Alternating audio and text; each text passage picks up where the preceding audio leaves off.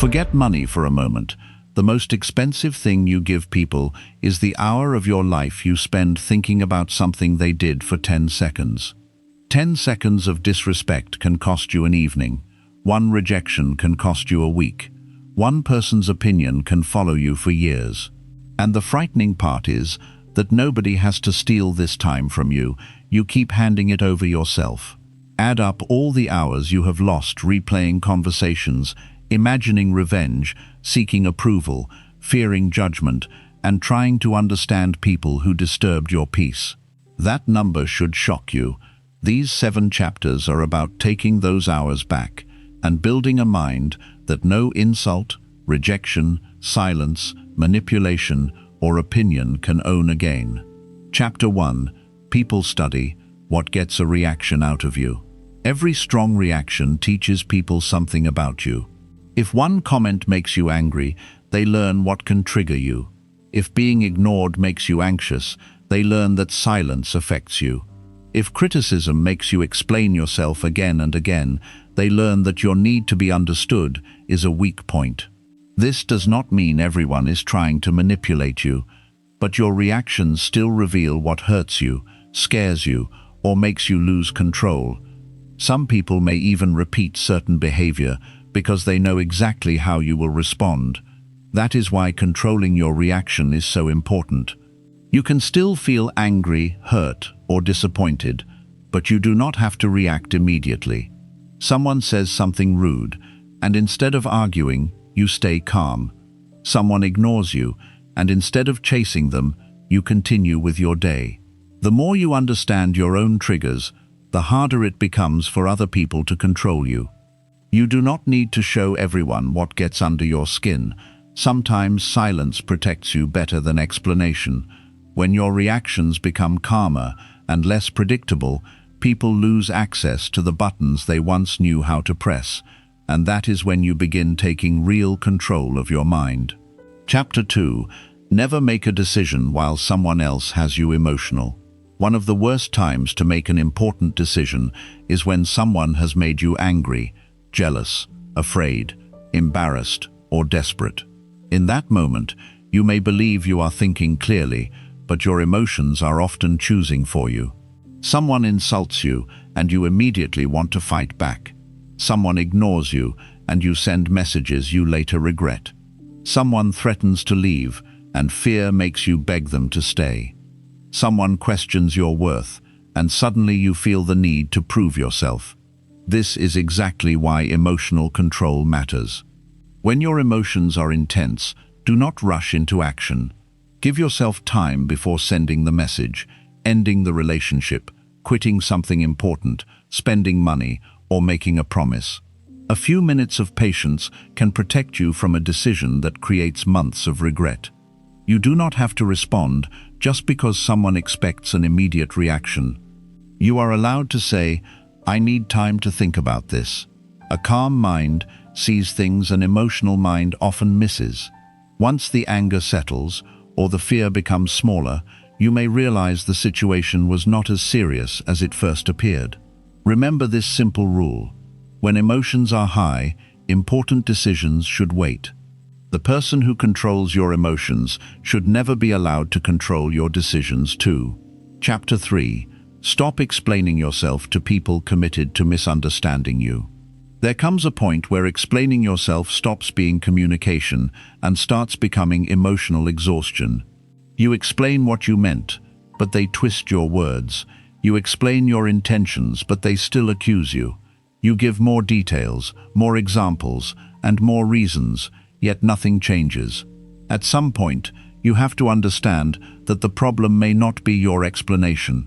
The problem may be that the other person has already decided how they want to see you. This is where many people lose control of their peace. They become obsessed with being understood. They think, if I can just explain it one more time, maybe they will finally see my side. So they keep talking, defending, proving, and trying to change another person's opinion. But some people are not listening to understand you. They are listening only to find something else to argue with. That is why you need to know when to stop. You are allowed to explain yourself once. You are allowed to correct something that is false.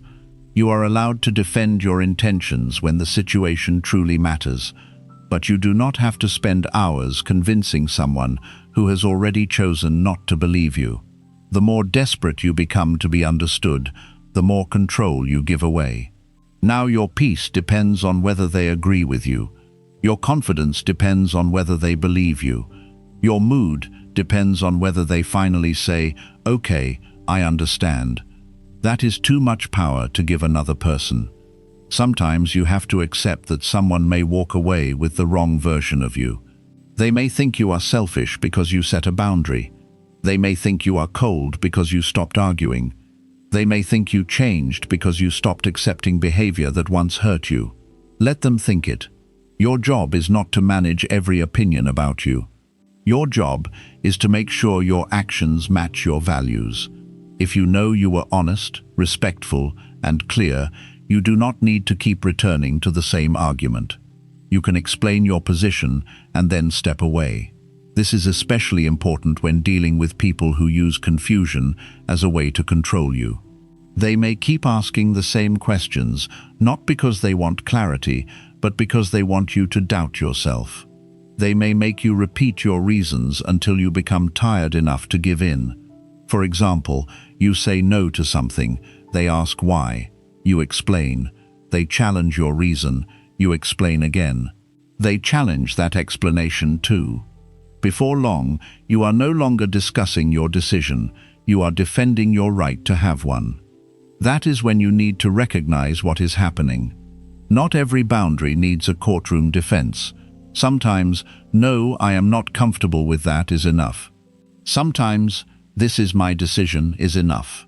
Sometimes, silence is enough. You do not become stronger by finding the perfect sentence that forces everyone to understand you. You become stronger when you realize that you can survive being misunderstood. This does not mean becoming stubborn or refusing to listen. If someone points out something true about your behavior, be willing to reflect. If you hurt someone, take responsibility. If you made a mistake, correct it.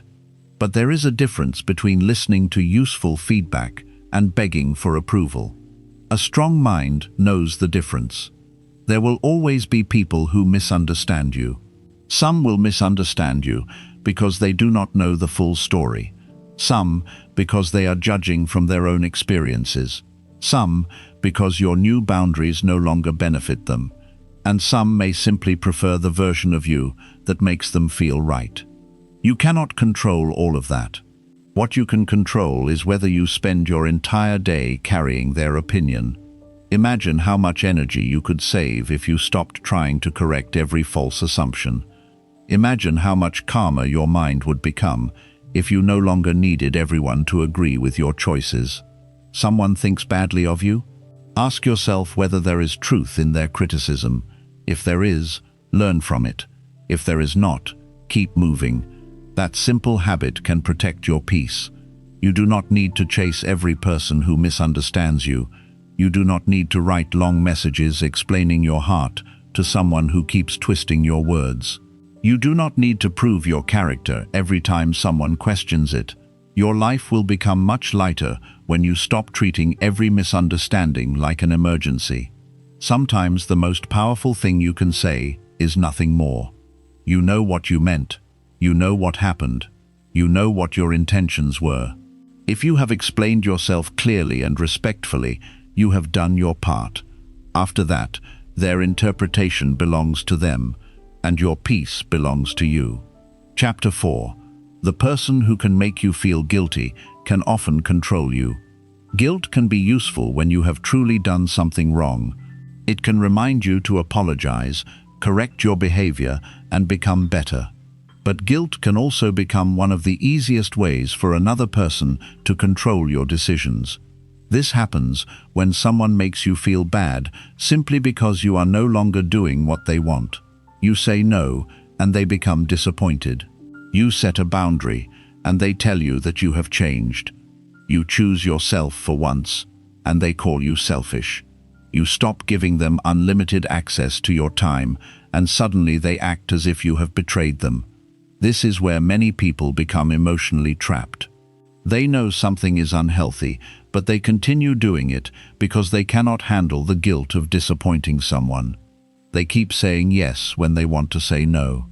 They keep answering every call, solving every problem, giving more money, more time, and more energy because they are afraid of looking like a bad person.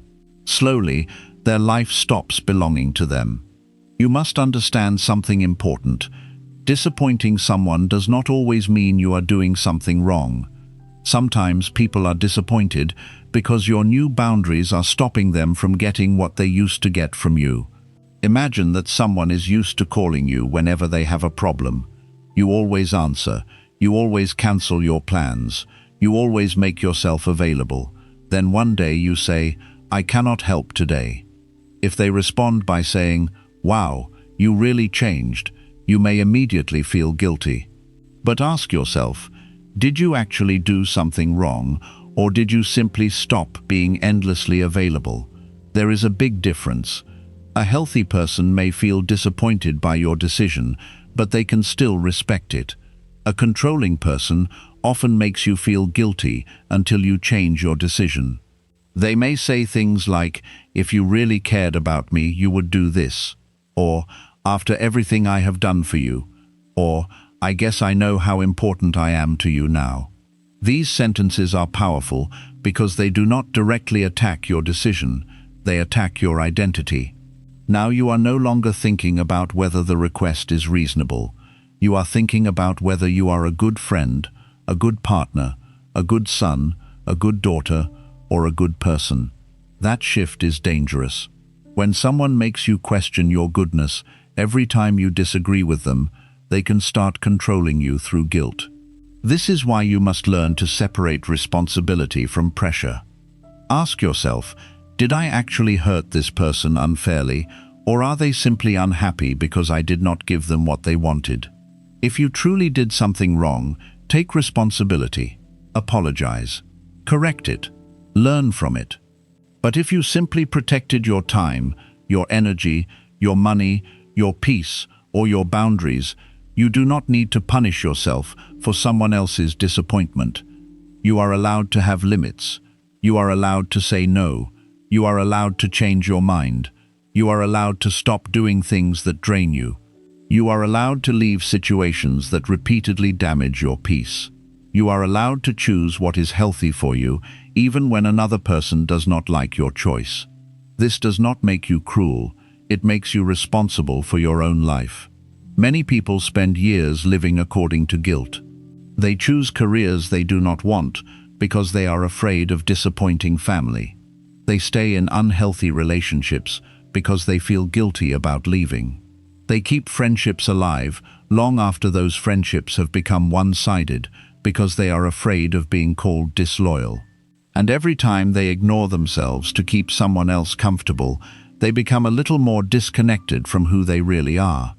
The problem becomes even deeper when guilt is mixed with love. Someone may say, "If you loved me, you would do this." Be careful with that sentence. Real love does not require you to prove yourself by constantly abandoning your boundaries. Love can ask for sacrifice, but healthy sacrifice is chosen freely. It is not forced through fear, shame, or emotional pressure. You should never have to destroy your peace just to prove that you care. There is also another form of guilt that people carry even when nobody is directly pressuring them. This is the guilt they create inside their own minds. Maybe you have spent years being the person who always helps everyone. The moment you begin choosing yourself, you feel uncomfortable. Nobody even has to accuse you of being selfish. Your own mind does it automatically. You think, maybe I should have said yes.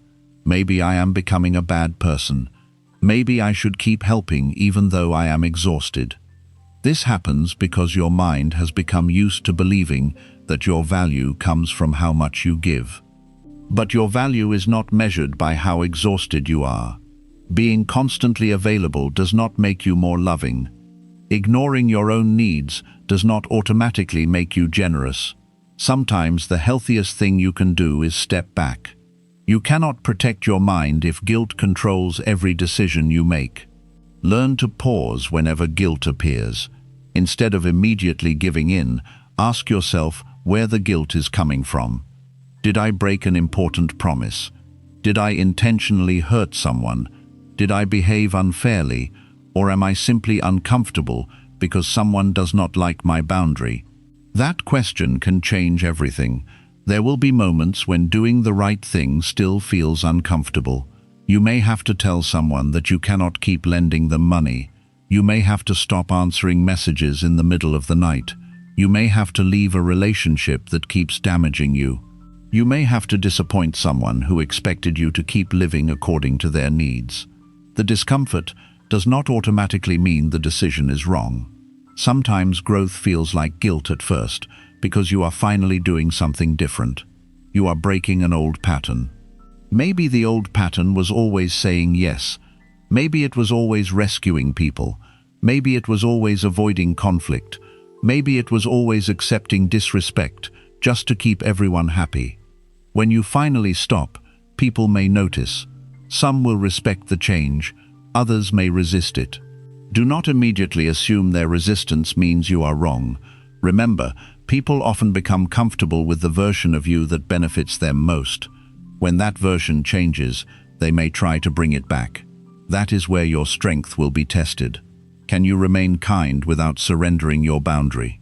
Can you hear someone's disappointment without immediately changing your decision? Can you care about another person's feelings without making yourself responsible for every emotion they experience? That is emotional maturity. You can say, "I understand that you are disappointed, but my decision is still the same." You can care without giving in. You can listen without obeying. You can love without losing yourself. This is one of the most important forms of mental freedom, because once guilt stops controlling you, people must communicate with you differently. They cannot simply make you feel bad and expect you to surrender. They have to respect your decision. They have to accept your limits. And if they refuse, you begin seeing the relationship more clearly. Never let guilt become a leash around your mind. Your conscience should guide you, but another person's disappointment should not automatically control you. Be responsible when you are wrong. Be willing to apologize when you cause harm. But do not apologize for every boundary, every no, every change, and every decision that protects your well-being. Sometimes the strongest sentence you can learn is simple. I understand how you feel, but I am still choosing what is right for me. That is not selfishness. That is ownership of your life. Chapter 5. Do not let one person become the weather inside your head. One of the most dangerous emotional habits is allowing another person's behavior to decide how you feel about your entire day. They speak warmly to you, and suddenly everything feels good. They become distant, and your mood drops. They reply quickly, and you feel important. They take longer than usual, and your mind starts creating painful stories. Without realizing it, you have made another person responsible for the weather inside your head. If they are happy with you, you feel calm. If they are disappointed, you feel anxious. If they give you attention, you feel valuable. If they pull away, you begin questioning yourself. That is too much power to place in another person's hands. People are naturally inconsistent. Their mood changes, their energy changes, their priorities change. They become busy, tired, distracted, stressed, confused, or emotionally unavailable. Sometimes their behavior has something to do with you, and sometimes it has absolutely nothing to do with you. But when your mind is emotionally dependent on their behavior, every small change feels personal. A short reply becomes a warning. A missed call becomes rejection.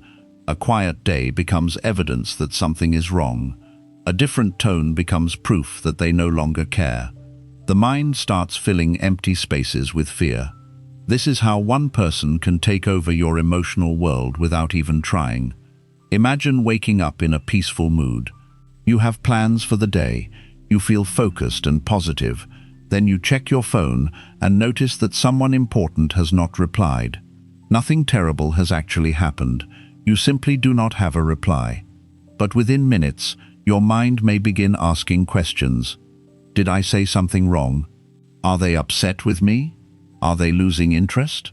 Why are they ignoring me? Now the rest of your day begins changing because of something you do not even fully understand. You check your phone repeatedly. You reread the last conversation.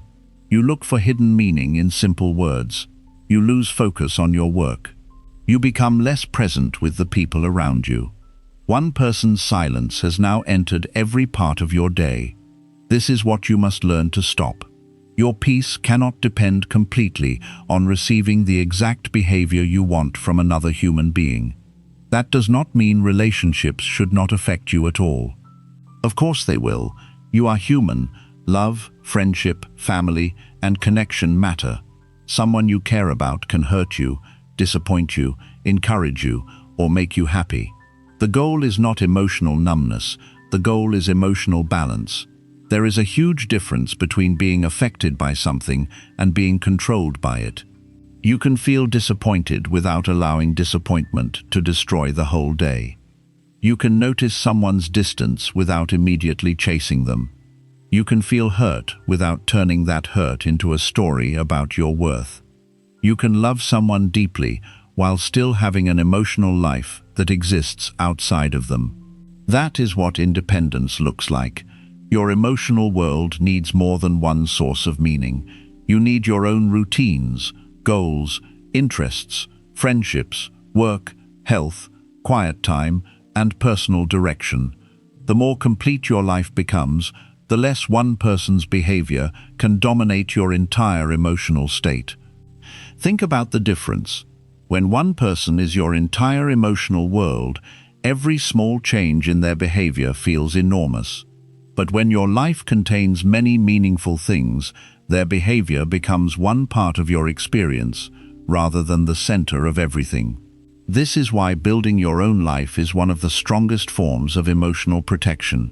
Do not sit around waiting for someone else's attention to decide whether your day will be good. Get up, do your work, exercise, read, learn something, go somewhere, talk to people who treat you well. Spend time alone without treating solitude like punishment. Build a life that continues, even when someone becomes distant. You should never have to abandon your whole day because another person's mood changed.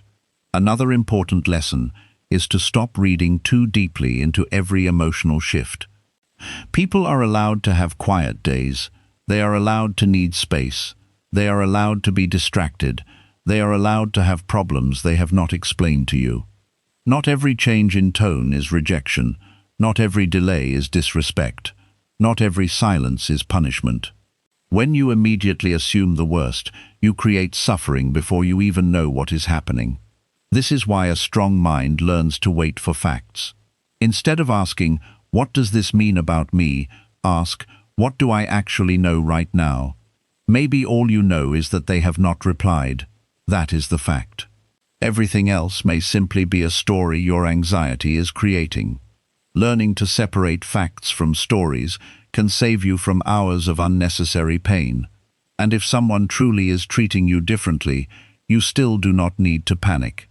Watch their actions, give the situation time, communicate clearly when necessary. Then make a decision based on patterns, not fear. You do not need to chase clarity from someone every time their energy changes. Sometimes their behavior will eventually explain itself. This becomes especially important when dealing with people who intentionally use attention as a form of control. Some people may become warm when they want something and suddenly cold when they do not get it. They may withdraw affection to make you chase them. They may ignore you until you become anxious enough to give them what they want. They may give attention, remove it, and then give it again, creating emotional confusion. If your happiness depends entirely on their attention, this behavior becomes extremely powerful. You may start doing things you normally would not do, just to bring back the version of them that made you feel secure. You apologize, even when you did nothing wrong. You abandon boundaries. You accept disrespect. You over-explain. You beg for reassurance. You become willing to sacrifice yourself just to make the emotional discomfort stop. That is why your emotional stability must come from somewhere deeper. You have to become capable of saying, "I care about you, but I will not lose myself trying to control your mood." That sentence represents freedom. Another person's emotional state is not always your responsibility. Someone can be disappointed with you without you immediately fixing it. Someone can be angry at you without you collapsing. Someone can disagree with you without you questioning your entire identity. Someone can leave without taking your ability to live with them. These truths are difficult because many people have been taught the opposite. They believe love means constant emotional dependence. They think if they really care about someone, that person's mood should control theirs. But healthy love does not require emotional slavery. You can love someone and still remain centered. You can care deeply and still think clearly. You can support someone without carrying every emotion they experience. You can be present without disappearing inside their problems. This is especially important when someone you love is going through a difficult period. Maybe they are angry. Maybe they are depressed about their situation. Maybe they are frustrated with work. Maybe they are struggling with something they cannot explain. You can support them, but you do not have to become emotionally identical to them. If they are having a bad day, you are still allowed to have a stable one. That may sound strange, but it is healthy. You are not helping anyone by drowning beside them. Sometimes the strongest support comes from remaining grounded while another person is struggling. The same principle applies to conflict. Imagine someone comes to you angry. Their voice is loud, their words are sharp, their energy is chaotic. You have two choices. You can absorb their emotional state and become equally angry, or you can keep your own emotional temperature. You can listen. You can speak slowly. You can refuse to match their aggression. You can say, "We can talk about this, but not like this." That is emotional leadership. You are refusing to let someone else's storm automatically become yours. This skill becomes more powerful the more you practice it. At first, staying calm may feel unnatural. You may still feel the urge to react, chase, argue, or demand reassurance. That is okay. The goal is not perfection. The goal is noticing the moment when another person's behavior begins taking over your mind. When you notice it, return your attention to yourself. Ask, "What am I feeling? What do I actually know? Am I reacting to facts or assumptions? Is there something useful I need to do? If there is nothing I can do right now, why am I giving this my entire day?" These questions bring your mind back home. You should also pay attention to how often you check for emotional reassurance. Are you constantly checking messages? Are you watching someone's online activity? Are you analyzing every word? Are you repeatedly asking, "Are you okay?" because you cannot tolerate uncertainty? Sometimes the healthiest thing you can do is stop checking. Put the phone down. Return to your own life. Give people space to reveal themselves through consistent behavior. You do not need to monitor someone constantly to protect yourself. In fact, constant monitoring often creates more anxiety, not more security. Real security comes from trusting yourself. Trust that if someone changes, you will handle it. Trust that if someone leaves, you will survive it. Trust that if someone disappoints you, you will learn from it. Trust that your life will continue, even if one relationship changes. That is much stronger than trying to control every person around you. You cannot build peace by making everyone behave exactly the way you want. You build peace by becoming confident that you can handle whatever their behavior reveals. This changes everything. Now you do not need constant reassurance. You do not need people to answer immediately. You do not need everyone to remain exactly the same. You stop treating every small change as a threat. You become more patient, more observant, more emotionally steady. You begin choosing your response instead of automatically reacting. Remember, nobody should become so powerful in your mind that their smallest action controls your entire emotional climate. A person can be important without becoming your entire source of happiness. A relationship can matter without becoming your identity. Someone's attention can feel good without becoming something you cannot live without. Build your emotional home inside yourself. Then people can visit it, add warmth to it, and share life with you, but they cannot control the temperature. That is the difference between loving someone and losing yourself in them. Your peace should be strong enough to survive someone else's silence.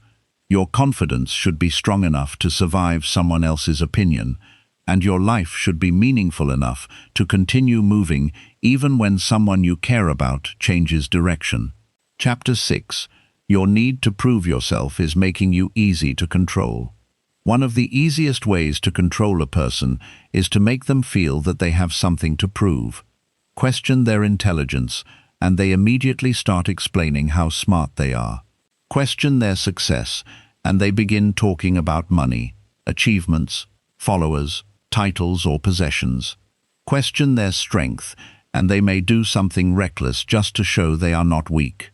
Question their loyalty, and they may sacrifice their own boundaries just to prove that they care. Question their value, and they may spend years trying to become impressive enough for people who were never going to be satisfied in the first place. This is why the need to prove yourself can quietly become one of your greatest weaknesses. You may think proving yourself makes you powerful, but sometimes it does the opposite. It gives other people a simple way to influence your behavior.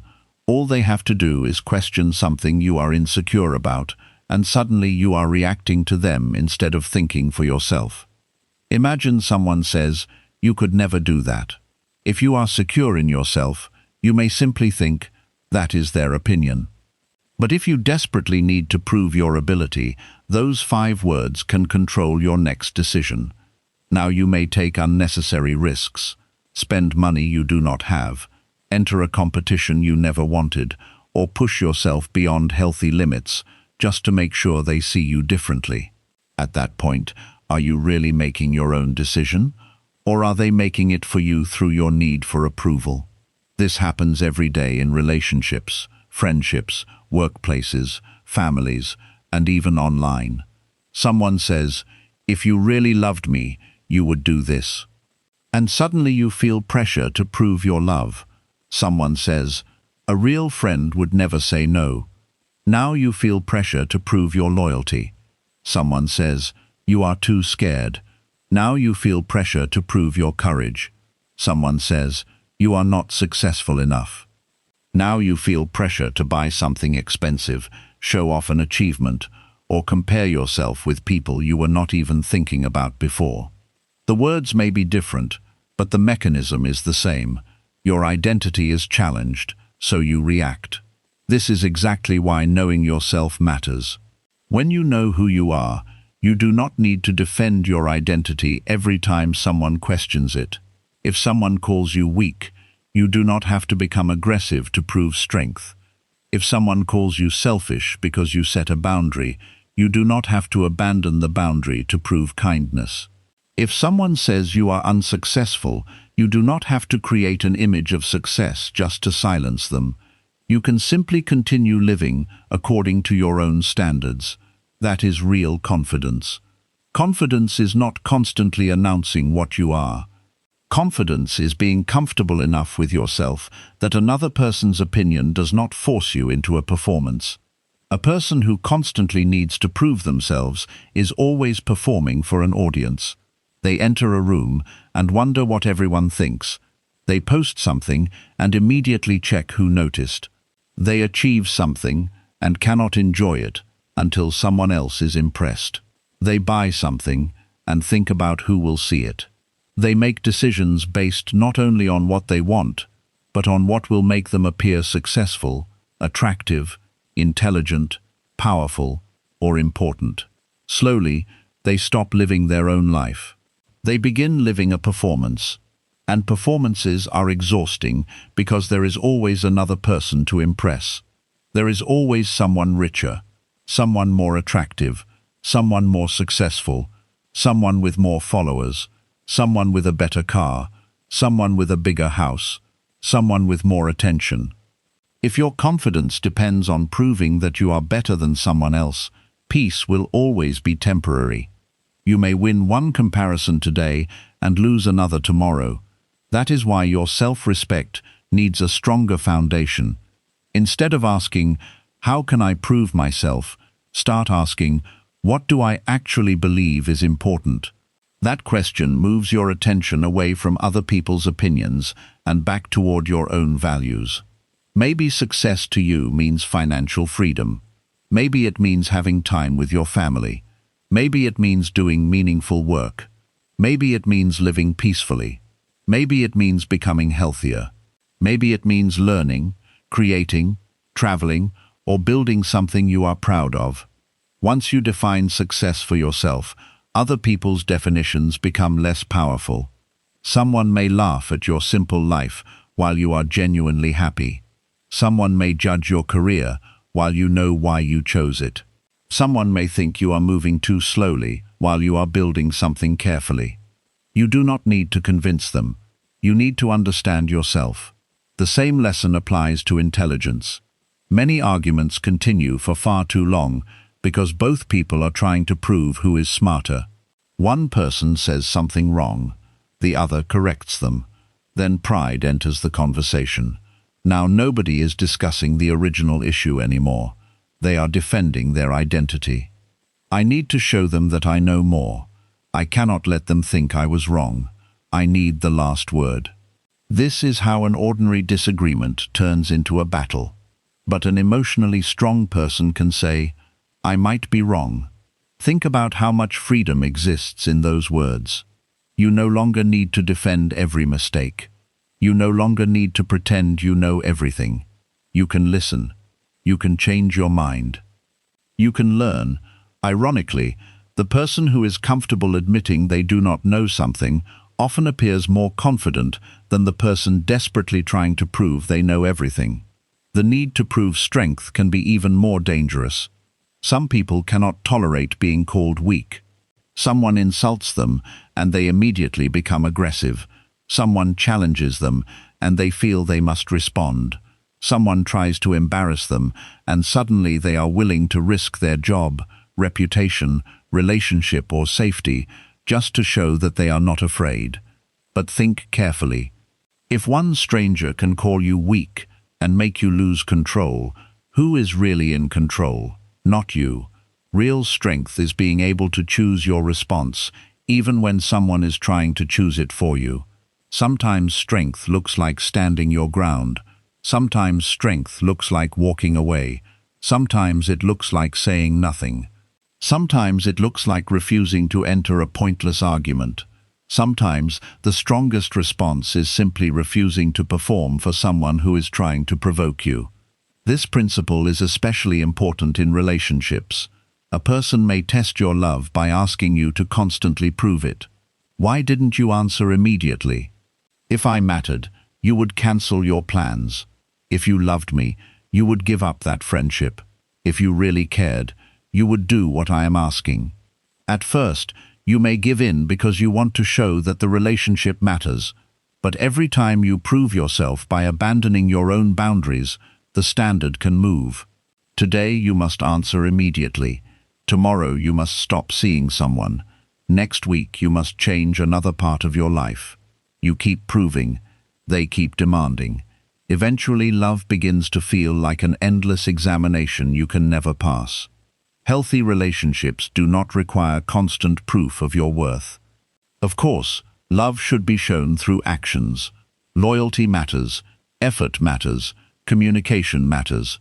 But there is a difference between naturally showing love and constantly being forced to prove it under pressure. One comes from choice, the other comes from fear. And decisions made from fear are easy to control. The same happens with friendships. Maybe a friend says, "Come on, everyone is doing it." You say no. They laugh and call you boring. Now you have a choice. You can abandon your judgment to prove that you are fun, Or you can accept that someone may think you are boring and still make the decision that feels right to you. That may seem small, but this is exactly how independence is built. Your mind becomes stronger every time you tolerate someone else's opinion without betraying your own judgment. The need to prove yourself often comes from an older wound. Maybe you were ignored when you were younger. Maybe people underestimated you. Maybe someone made you feel like you were never good enough. Maybe you grew up comparing yourself with others. So now part of you wants to finally show everyone, I will become successful, and then they will regret doubting me. I will become attractive, and then they will see what they lost. I will become rich, and then nobody can disrespect me. This motivation can sometimes push you forward, but it can also keep you emotionally connected to people you claim you no longer care about. Think about it. If your entire success is built around proving someone wrong, they are still influencing your life. You may not speak to them anymore. They may not even be thinking about you, yet your decisions are still being shaped by the imaginary moment when they finally see what you became. That is not complete freedom. There is nothing wrong with using pain as motivation for a while. But eventually your reason for growing must become your own. Build a good life because you want a good life. Become healthier because you want to feel strong. Earn more because you want freedom and security. Learn because knowledge improves you. Improve your character because you respect yourself. Do not spend your entire future trying to win an argument with your past. At some point, proving them wrong must become less important than building something right for yourself. You also have to be careful with the need to prove that you are a good person. This weakness is often overlooked. Some people can easily control you if you are terrified of being called selfish, rude, cold, ungrateful, or uncaring. They do not need to force you physically. They simply attack your self-image. You only care about yourself. Suddenly you feel pressure to say yes. You are becoming cold. Now you feel pressure to become available again. You are so ungrateful. Now you begin questioning a boundary you knew was necessary. If being seen as a good person is more important to you than actually making wise decisions, you can be controlled through guilt and reputation. Understand this clearly. Being good does not mean being available to everyone. Kindness does not mean saying yes to everything. Compassion does not mean allowing disrespect. Generosity does not mean destroying yourself to rescue everyone. And love does not mean surrendering your judgment. Sometimes a good person must say no. Sometimes a good person must leave. Sometimes a good person must disappoint someone. Sometimes a good person must become quiet, because explaining more will not help. Your character should be guided by your values, not by your fear of someone's label. Let them call you selfish if your boundary is reasonable. Let them call you quiet if arguing is pointless. Let them call you boring if you do not want to follow the crowd. Let them call you different because you no longer behave like the version of you they could easily influence. You do not need to become cruel or arrogant. You simply need to stop allowing words to command you. Another powerful habit is learning to recognize when someone is baiting you. A bait is something designed to create a reaction. It could be an insult, a comparison, a sarcastic comment, a challenge, a disrespectful joke. Someone may say something specifically because they know you will respond. The moment you recognize the bait, you gain a choice. You can bite, or you can leave it there. Not every insult deserves proof. Not every accusation deserves evidence. Not every challenge deserves acceptance. Sometimes the greatest sign of self-control is allowing someone to think they won. Why? Because you understand that their opinion does not determine reality. Imagine someone says, "You are scared to do it." Maybe you are not scared. Maybe you simply know it is a stupid decision. But if you desperately need them to know you are brave, you may do it anyway. Now their words have changed your behavior. Instead, imagine saying, "You can think that." That sentence removes the weapon. They expected you to defend yourself. They expected you to react. They expected you to prove something. But you refused to enter the game. This is extremely powerful. Many forms of manipulation stop working when you become comfortable being misunderstood. If someone says, "You are afraid," maybe. If someone says, "You have changed," probably. If someone says, "You think you are better than everyone now," that is their interpretation. You do not have to attend every trial where someone has appointed themselves judge. There is another area where proving yourself can quietly destroy peace: social media. You see someone traveling, someone showing a new car, someone celebrating an achievement, someone posting their body, someone announcing a new business, and without realizing it, you begin measuring your life against theirs. Now you feel behind. So you want to show something too. You make a purchase, partly because it will look good. You post something, not because you enjoy it, but because you want people to see that your life is also exciting. You exaggerate success because being ordinary feels unacceptable. You begin living for evidence, evidence that you are happy, evidence that you are successful, evidence that you are desirable, evidence that your life matters. But a peaceful life does not always produce impressive evidence. Some of the best moments of your life may never be posted. A quiet morning, a meaningful conversation, a debt finally paid off, a peaceful home, a strong body built slowly, a private goal completed, a relationship that does not need public approval, a mind that sleeps peacefully at night. These things may not impress everyone, but they can create a life that actually feels good to live. That is more important. Stop asking, "How does this look?" Start asking, "How does this actually affect my life?" That question protects you from many unnecessary decisions. Before buying something expensive, ask whether you truly want it, or whether you want people to see you with it. Before arguing, ask whether the issue matters, or whether you simply want to prove you are right. Before accepting a challenge, ask whether it serves you, or whether someone successfully touched your ego. Before overworking yourself, ask whether you are building your dream or trying to make someone regret doubting you.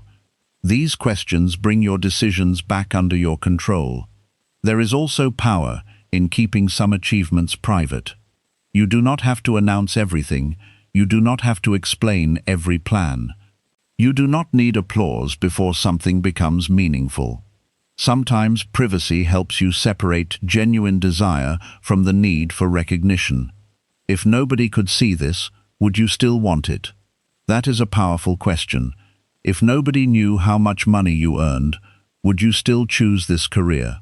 If nobody saw the car, would you still want it? If nobody saw the body transformation, would you still exercise? If nobody applauded the project, would you still create it?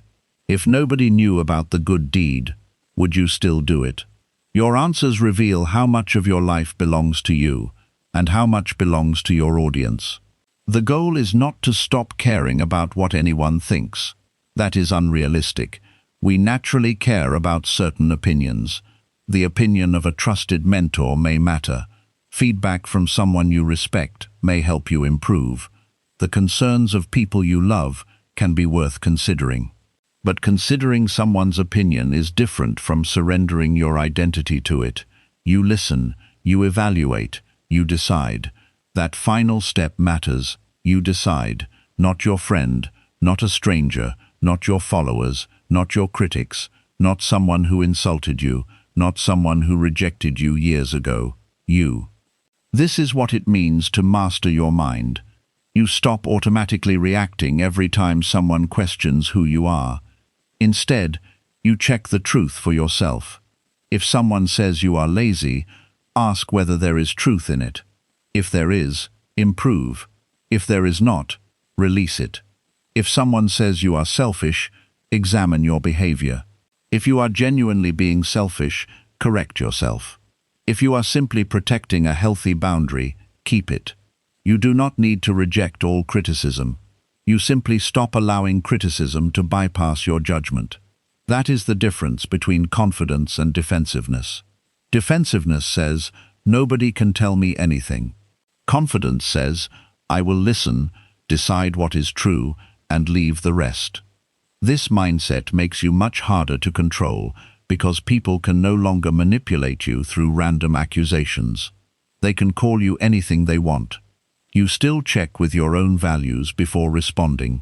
Over time, something beautiful happens. You become quieter, not because you have nothing to say, but because you no longer need to explain yourself constantly. You become calmer, not because nothing affects you, but because you no longer treat every opinion like an emergency. You become more selective. Not every challenge receives your energy. Not every criticism becomes a crisis. Not every misunderstanding requires correction. Your life becomes less about proving and more about building. And building is much more powerful than proving. Proving is focused on the audience. Building is focused on the result. Proving says, look at me. Building says, let me improve. Proving wants immediate recognition. Building can work quietly for years. Proving becomes angry when people doubt. Building uses doubt as background noise. This is the mindset you want. Imagine two people working toward the same goal. The first person constantly talks about what they are going to do. Every negative comment creates a reaction. Every doubt must be answered. Every critic must be defeated. The second person listens, learns, and keeps working. Years later, who has used their energy better? The person who spent their time defending the dream, or the person who spent their time building it? Your energy is limited. Every hour spent proving yourself is an hour that could have been spent improving yourself. This applies to almost everything. Instead of proving you are intelligent, keep learning. Instead of proving you are successful, keep building. Instead of proving you are strong, develop discipline. Instead of proving you are kind, treat people well. Instead of proving you are confident, become comfortable with yourself. Instead of proving you are someone lost you, create a life you genuinely enjoy. Let your life become the evidence. You do not have to constantly present the evidence to everyone, and there will be another surprising change. Once you stop needing to prove yourself, insults lose much of their power. Someone says, "You're not good enough." You do not collapse. You also do not immediately start performing. You simply continue. Someone says, "You will fail." Maybe you will. Maybe you will succeed. Either way, their prediction does not become your command. Someone says, "Nobody respects you." You do not begin desperately seeking respect from the room. You behave in a way that allows you to respect yourself. That inner shift changes everything, because the person who needs nothing from the argument is usually the hardest person to control. They do not need to win. They do not need applause. They do not need the last word. They do not need you to admit they were right. They can walk away. That is freedom. So the next time somebody challenges your identity, do not react immediately. Pause. Ask yourself, why do I feel the need to prove this? Maybe the answer will reveal an insecurity. Good. Now you know what you need to work on. If being called unsuccessful destroys your peace, perhaps your confidence is too dependent on achievement. If being called unattractive ruins your day, perhaps too much of your worth is tied to appearance. If being called weak instantly makes you angry, perhaps strength is something you are still trying to prove to yourself. Do not hate yourself for these reactions. Study them. Your triggers can become teachers. They reveal where your self-worth still depends on outside approval. And once you see that dependence, you can begin replacing it with something stronger. Build internal proof. Keep promises to yourself. If you say you will wake up early, do it. If you say you will save money, save it. If you say you will train, train. If you say you will stop returning to a harmful situation, keep that promise. Every promise you keep to yourself builds self-trust, and self-trust reduces the need for outside validation. This is one of the strongest forms of confidence available to you. You do not need 10 people telling you that you are disciplined when you have years of evidence from your own behavior. You do not need someone telling you that you are capable when you have repeatedly watched yourself solve difficult problems. You do not need constant reassurance that you can survive loss when you have survived difficult chapters before. Your history with yourself becomes your confidence. Then other people's words become opinions instead of commands. This does not happen overnight. You may still feel the urge to defend yourself. You may still catch yourself writing a long message because you want someone to understand. You may still feel tempted to show off when someone underestimates you. The important thing is noticing the urge before obeying it. Pause and ask, what happens if I do not prove anything? Often, nothing terrible happens. They may continue believing what they believe. And life continues. That realization is incredibly freeing. You can be successful while someone thinks you are a failure. You can be intelligent while someone thinks you are foolish. You can be kind while someone believes you are selfish. You can be strong while someone calls you weak. Reality does not need unanimous approval, neither do you. So stop handing people control through your need to prove yourself. Let people underestimate you. Let some people misunderstand your choices. Let someone think they won the argument. Let someone leave without seeing your value. You do not have to chase every person with evidence of who you are.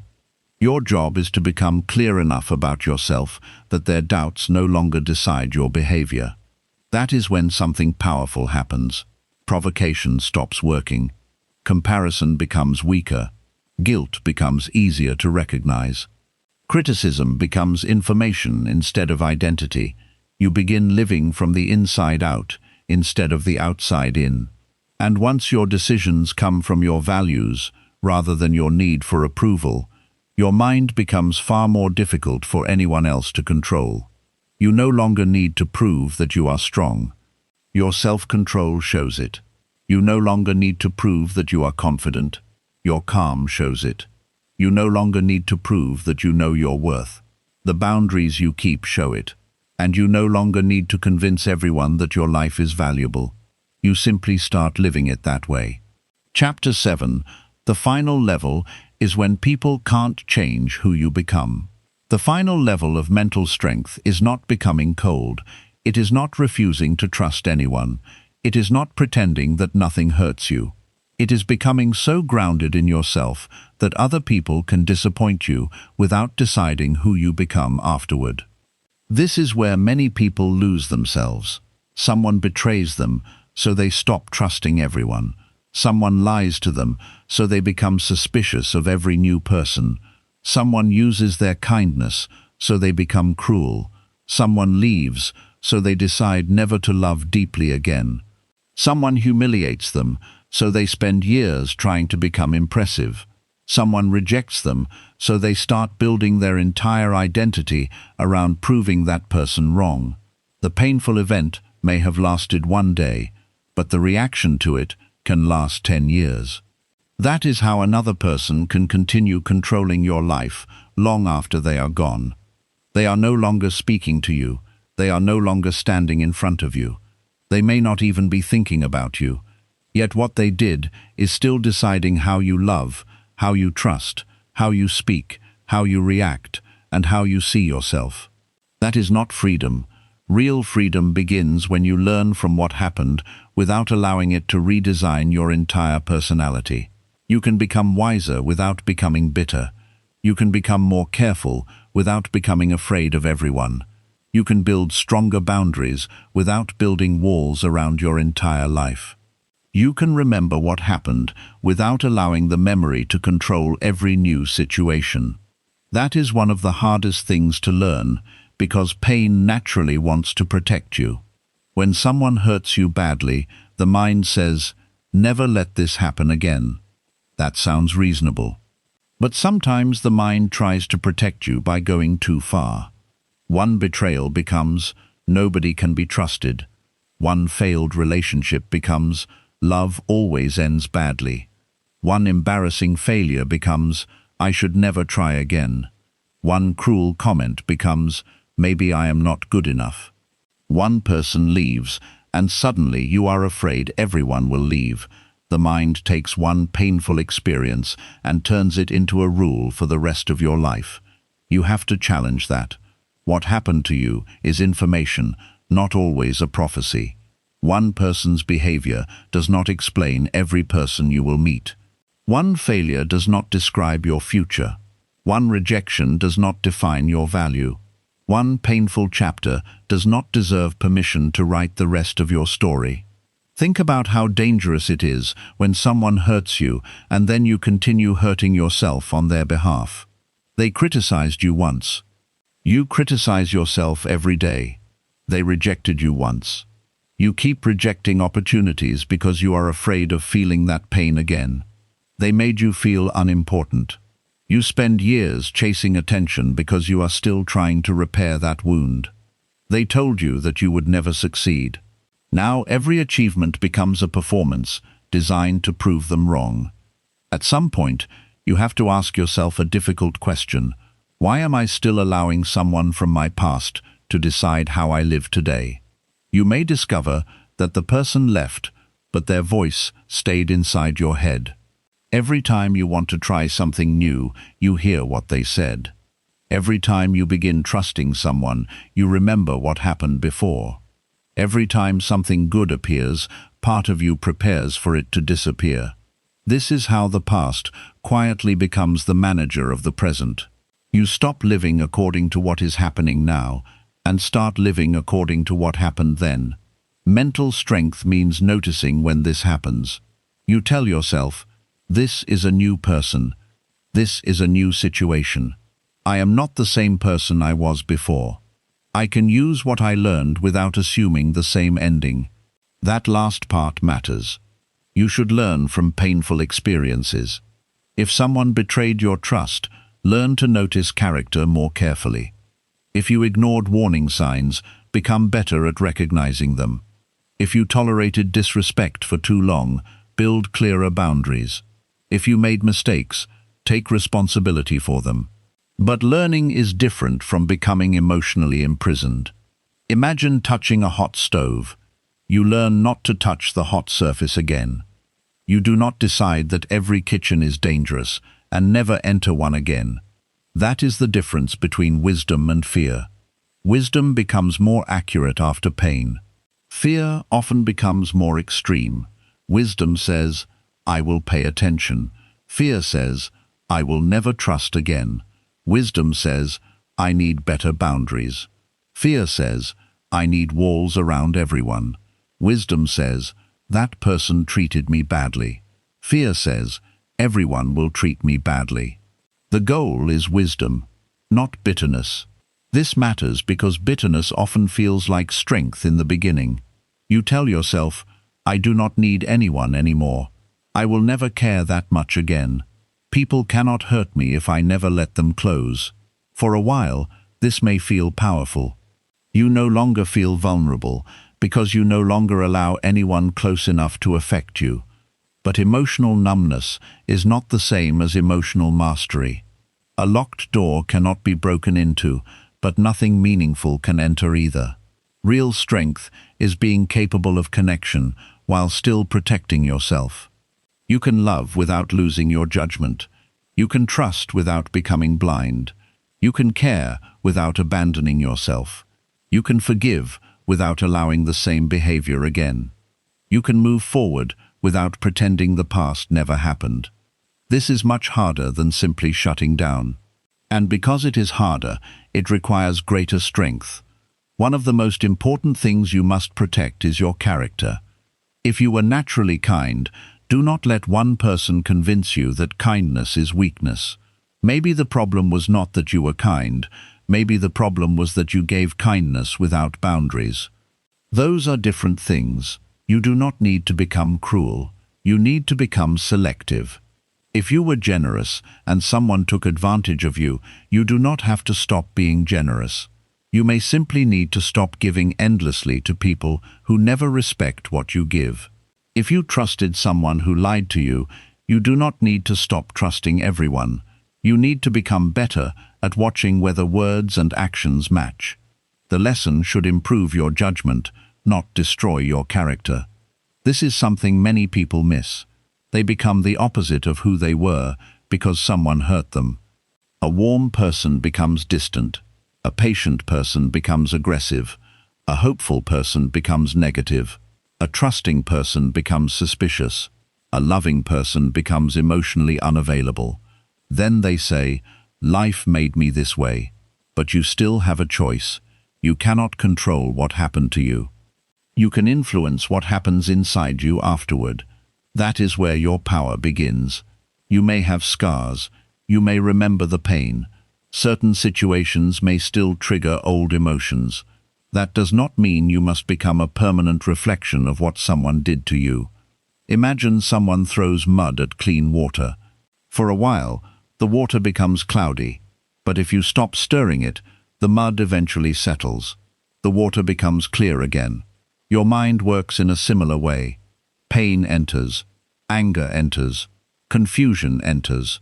For a while, everything feels mixed together. The mistake is continuously stirring it. You replay what happened. You imagine arguments. You check their life. You think about revenge. You create conversations in your head. You ask why they did it. You imagine what you could have done differently. Again and again, you stir the water. Then you wonder why your mind never becomes clear. Sometimes healing requires you to stop touching the wound. You already learned the lesson.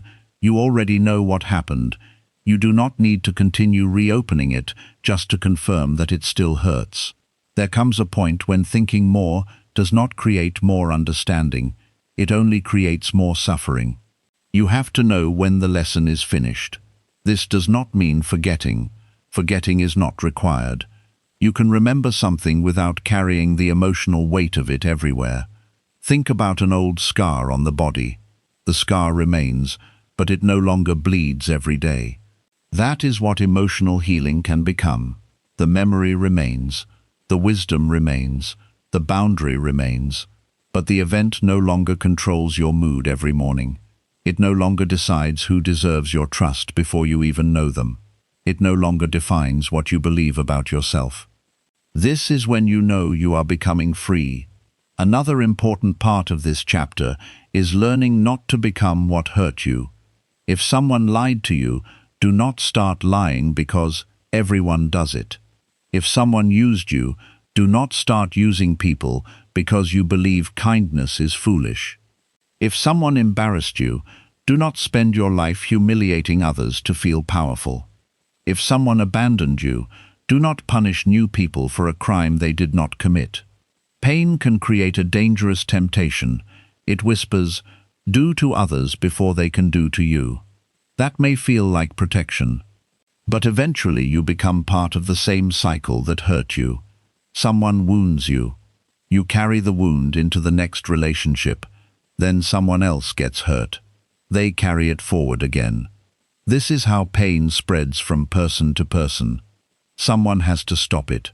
Let that person be you. You can say, "What happened to me ends here." You do not have to pass it on. You do not have to make an innocent person pay for the behavior of someone from your past. You do not have to become harsh just because someone else lacked kindness. You can become stronger without becoming darker. That may be one of the greatest victories available to you. There is also another way people continue controlling you after they are gone. Revenge. Revenge does not always mean physically harming someone. Sometimes revenge becomes the desire to make them regret losing you. You want to become successful so they notice. You want to look happier so they become jealous. You want to find someone better so they feel replaced. You keep imagining the day they return and finally understand your value. Be careful. This still keeps your life connected to them. You may be moving forward physically, while emotionally you are still facing backward. Ask yourself, if this person never saw my success, would I still want it? If they never regretted leaving me, would I still want this life? If they never apologized, could I still become peaceful? Those questions reveal whether your future actually belongs to you. You deserve goals that are bigger than revenge. You deserve happiness that does not require someone else to feel bad. You deserve success that feels meaningful even when nobody from your past is watching.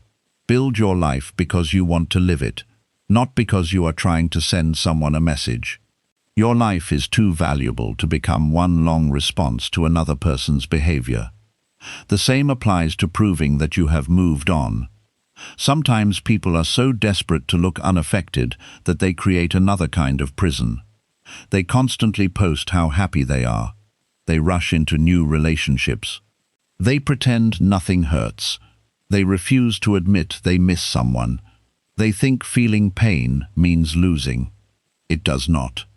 Healing is not a performance. You do not need to prove that you are over something. You simply need to work through it. Some days will feel easy.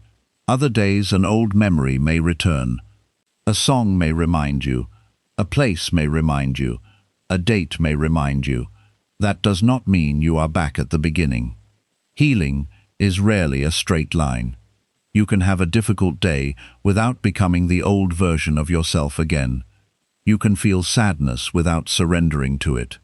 You can miss someone and still know they do not belong in your life. You can remember the good parts and still accept that the relationship was unhealthy. Two things can be true at once.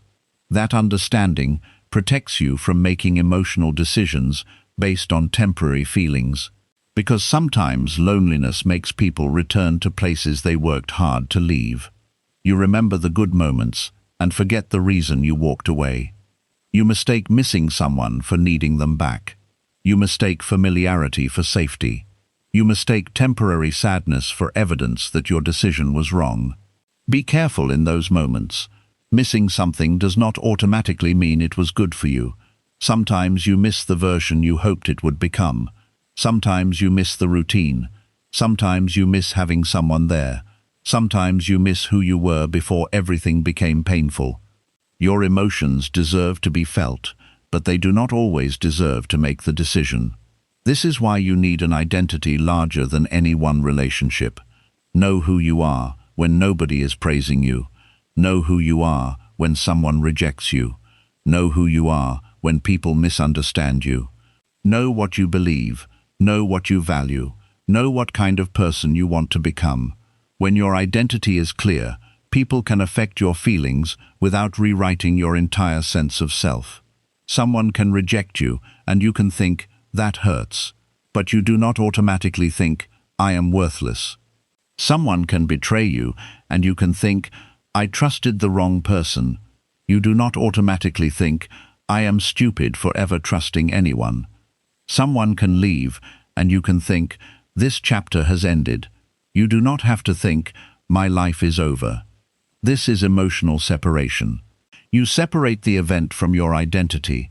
Something happened to you. It is not everything you are. Someone treated you badly. That is information about their behavior, not a complete definition of your value. Someone did not choose you. That does not mean you are unworthy of being chosen. Someone could not appreciate what you offered. That does not mean what you offered had no value.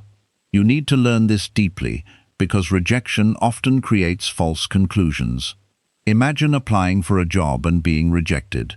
The fact is, one organization did not choose you for one position at one time.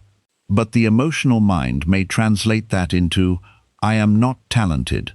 That is a much bigger statement. Imagine someone ends a relationship. The fact is, this relationship ended.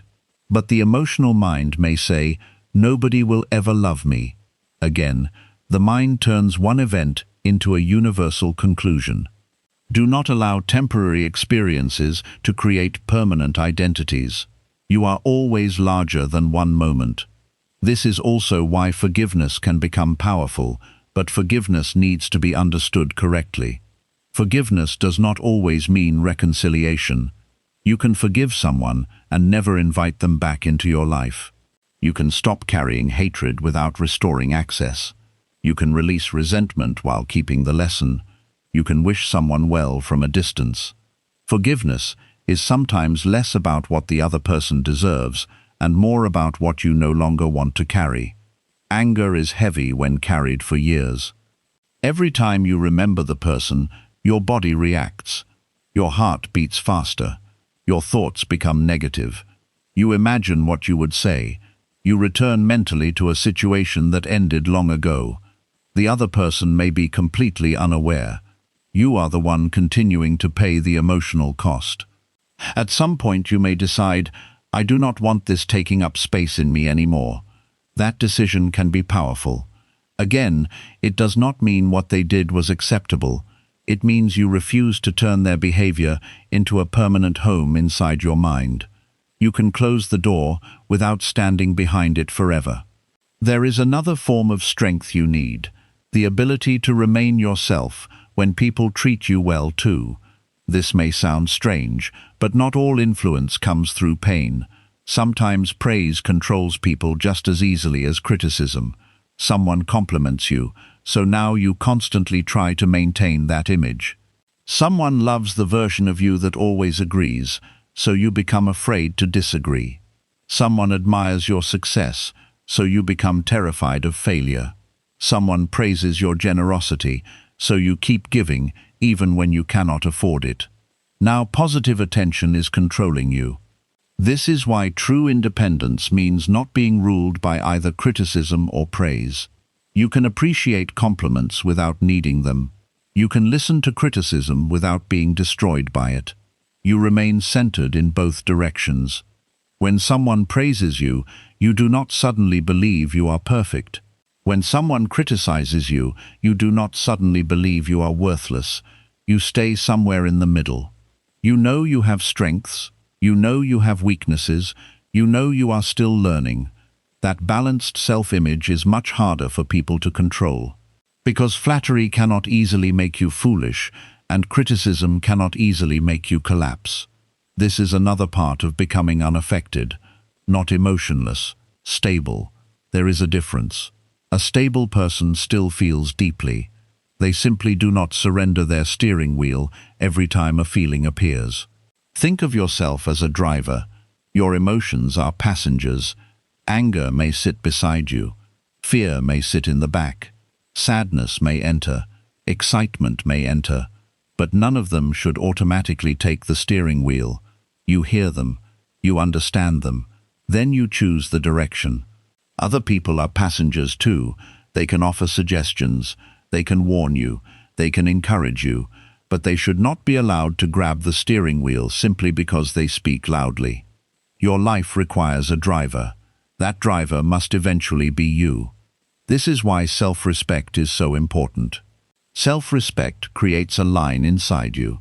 It says, I can care about you without abandoning myself. I can listen to you without automatically believing you.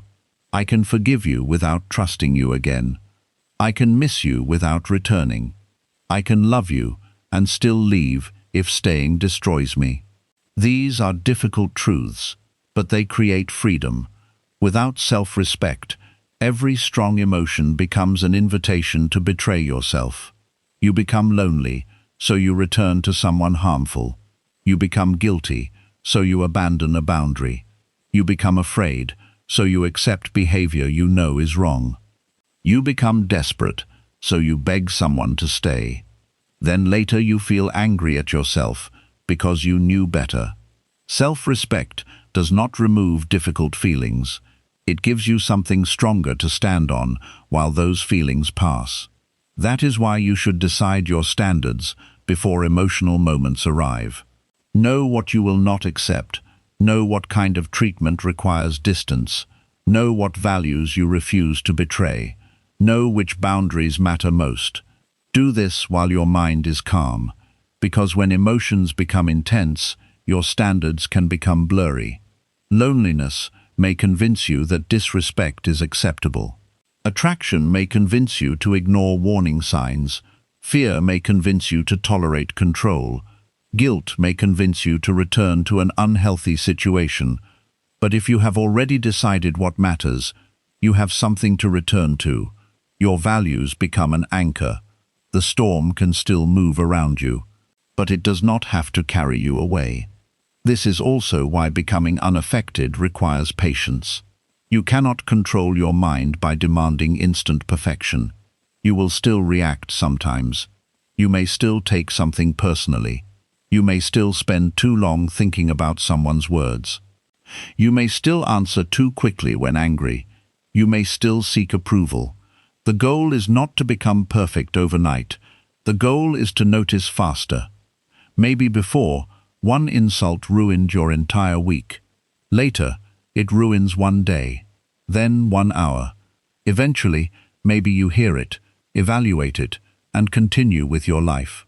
That is progress. Mental strength often looks less dramatic than people imagine.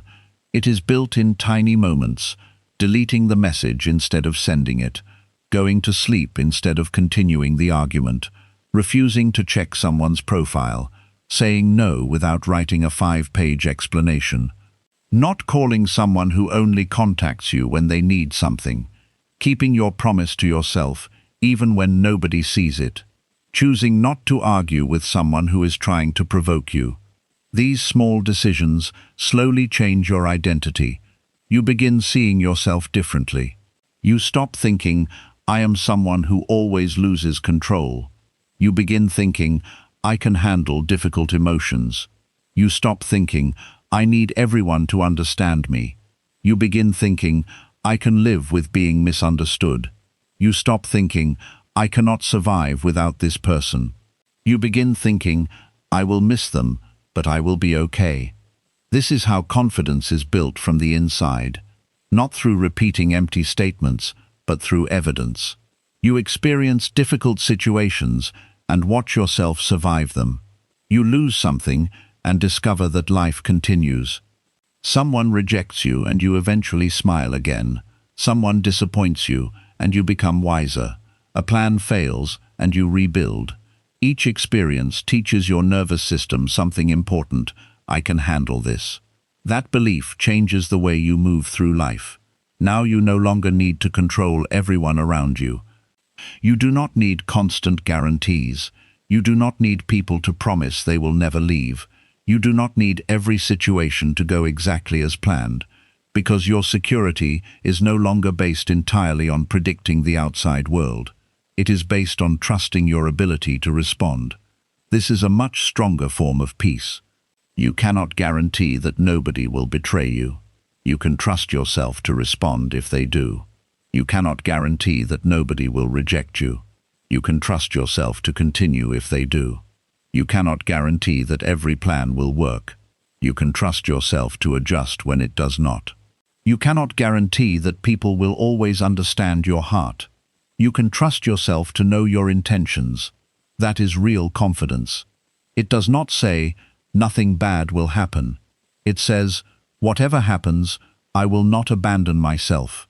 Remember that sentence. Whatever happens, I will not abandon myself. Someone else may leave. Do not leave yourself too. Someone else may disrespect you. Do not disrespect yourself by begging for their approval. Someone else may lie to you. Do not lie to yourself about what their behavior is showing you. Someone else may reject you. Do not reject your own worth because of it. Someone else may fail to see your value. Do not make their blindness your identity. This is where true mental mastery begins. Eventually, you reach a point where you understand that your greatest responsibility is not controlling what happens around you. It is deciding what gets to stay inside you. Not every insult deserves permanent space. Not every rejection deserves a permanent scar on your identity. Not every betrayal deserves to become a belief about humanity. Not every failure deserves to become a prediction about your future. Choose carefully what you carry forward. Take the lesson. Leave unnecessary poison behind. Take the wisdom. Leave the obsession. Take the boundary. Leave the hatred. Take the memory if you need it. Leave the need to relive it every day. Then move forward. This is how you stop people from changing who you become. They may change your circumstances. They may change your plans. They may even change the way you understand certain things. But they do not get final authority over your character. That belongs to you. Someone may teach you to become more careful. Fine. But they do not get to make you cruel. Someone may teach you to protect your trust. Fine. But they do not get to make you incapable of love. Someone may teach you to set boundaries. Good. But they do not get to make you hate everyone who comes close. You choose what lesson remains. You choose what version of yourself walks out of the experience. And that may be the greatest power you ever develop. Not the power to control people, not the power to make everyone respect you, not the power to avoid every painful experience. The power to go through something difficult and still decide who you are afterward. That is the final level. When someone hurts you but cannot turn you bitter. When someone rejects you but cannot convince you that you are worthless. When someone provokes you but cannot decide your reaction. When someone leaves but cannot take your identity with them. When someone doubts you but cannot choose your direction. When someone misunderstands you but cannot make you abandon your truth. When someone's behavior changes but your values remain steady. At that point, people may still affect your emotions, but they no longer own them. Life may still surprise you, but it no longer controls your character. Pain may visit, but it does not get to move in permanently. And when you finally reach that place, you understand what it truly means to master your mind before someone else does. Your mind is yours. Your character is yours. Your direction is yours. Your peace is yours. Protect them carefully, because the strongest person is not the one who never gets hurt. It is the one who can be hurt, learn from it, heal from it, and still refuse to become someone they do not respect. At the end of all these chapters, one truth matters more than anything else. If you do not learn how to control your own mind, the world will constantly try to control it for you. People will have opinions about you. Some will criticize you. Some will misunderstand you. Some will disappoint you. Some will try to make you feel guilty. Some will question your worth, your decisions, your strength, or your direction. And sometimes the people closest to you will affect you more deeply than strangers ever could. But their behavior does not have to become your identity. Their words do not have to become your inner voice. Their rejection does not have to become your definition of worth. Their silence does not have to become your anxiety. Their disappointment does not have to become your guilt. Their opinion does not have to become your truth.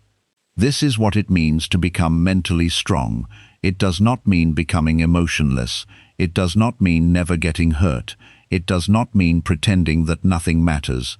You can still love deeply, care about people, feel disappointment, experience anger, and go through painful moments. The difference is that you stop allowing temporary emotions to make permanent decisions for you. You learn to pause. You learn to observe. You learn to ask yourself what is actually true before reacting. You stop explaining yourself to people who have already decided to misunderstand you. You stop proving yourself to people who constantly question you. You stop allowing guilt to push you into decisions that violate your boundaries. You stop letting one person's mood become the weather inside your head. Most importantly, you stop allowing someone else's version of you to become the person you believe you are. This kind of strength is built quietly. It is built when someone insults you and you decide not to give them your entire day. It is built when someone pulls away and you resist the urge to chase. It is built when someone calls you selfish for setting a healthy boundary and you remain calm. It is built when someone underestimates you and you choose to improve instead of performing. It is built when someone misunderstands your intentions and you realize that you do not need universal approval to continue living according to your values. Every one of these moments is a test of ownership. Who owns your attention? Who owns your emotional state? Who owns your decisions? Who decides how you see yourself? If the answer is always another person, then your peace will always be fragile. But when the answer becomes you, everything begins to change. You become harder to provoke because you understand your triggers. You become harder to manipulate because guilt no longer automatically controls you. You become harder to pressure because you do not need to prove yourself. You become harder to confuse because you know your values. And you become harder to break because even when people hurt you, you refuse to let their behavior decide what kind of person you become.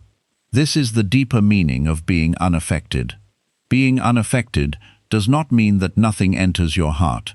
It means not everything gets permission to stay there. An insult may enter your mind, but you decide whether it deserves another hour. A rejection may hurt, but you decide whether it becomes a lifelong belief about yourself. A betrayal may teach you something, but you decide whether that lesson becomes wisdom or bitterness. A failure may slow you down, but you decide whether it becomes the end of your story. That choice is your power. There will always be things you cannot control. You cannot control who respects you. You cannot control who understands you. You cannot control who stays. You cannot control who leaves. You cannot control what people say when you are not in the room. You cannot control whether someone likes the decisions you make. But you can control how much authority you give those things inside your mind. That is where your freedom lives. Imagine waking up without immediately needing someone's approval. Imagine hearing criticism without spending the rest of the day defending yourself in your head. Imagine someone becoming distant, and instead of panicking, you calmly observe what their behavior is showing you. Imagine being misunderstood and still sleeping peacefully because you know your intentions. Imagine someone trying to provoke you and discovering that the old buttons no longer work. That is not weakness. That is mastery. The strongest version of you will probably be much quieter than you expect. They will not need to win every argument. They will not need to prove every point. They will not need to correct every misunderstanding. They will not need to announce every achievement. They will not need everyone to recognize their growth. They will simply know. They will know when to speak and when silence is enough. They will know when criticism contains a lesson and when it contains nothing useful. They will know when guilt is justified and when it is being used as pressure. They will know when to fight for something and when walking away is the greater victory. And above all, they will know that no other person deserves complete control over their inner world. Protect that inner world carefully. Do not give people permanent space in your mind because of temporary behavior. Do not allow one painful chapter to become the title of your whole life. Do not spend your future proving something to people from your past. Do not become cruel because someone misused your kindness. Do not become afraid of love because one person betrayed it. Do not become smaller because someone could not appreciate your size. Take what life teaches you and become wiser. Take rejection and learn self-respect. Take disappointment and learn discernment. Take betrayal and learn boundaries. Take criticism and learn reflection. Take loneliness and learn how to enjoy your own company. Take painful endings and learn that your life can continue after them. But do not take another person's darkness and make it your personality. That is how you win. Not by defeating everyone who hurt you. Not by making them regret what they did. Not by becoming so successful that they finally recognize your value. You win when you no longer need any of that. You win when they can think whatever they want and you continue building. You win when they can leave and you continue living. You win when they can criticize and you continue growing. You win when they can misunderstand you and you still know yourself. And you win when the person you become after pain is wiser, calmer, stronger, and more self-respecting than the person who entered it. Your mind is your home. Do not give everyone a key. Your attention is your energy. Do not spend it on every person who knows how to provoke you. Your emotions are real, but they are not your master. Your past is part of you, but it is not your identity. Your mistakes can teach you, but they do not have to define you. And other people's opinions can inform you, but they should never become the final authority over who you are. Master your mind before someone else does. Protect your thoughts before someone else fills them with doubt. Protect your emotions before someone else learns how to control them. Protect your peace before someone else's chaos becomes your daily reality. and protect your identity before the world convinces you to become someone you were never meant to be. Because when your mind finally belongs to you, people can still speak, judge, leave, criticize, misunderstand, and disappoint you. But they can no longer decide your direction. They can no longer choose your worth. They can no longer control your peace. And they can no longer tell you who you are. That is when you become truly difficult to affect. That is when you become free.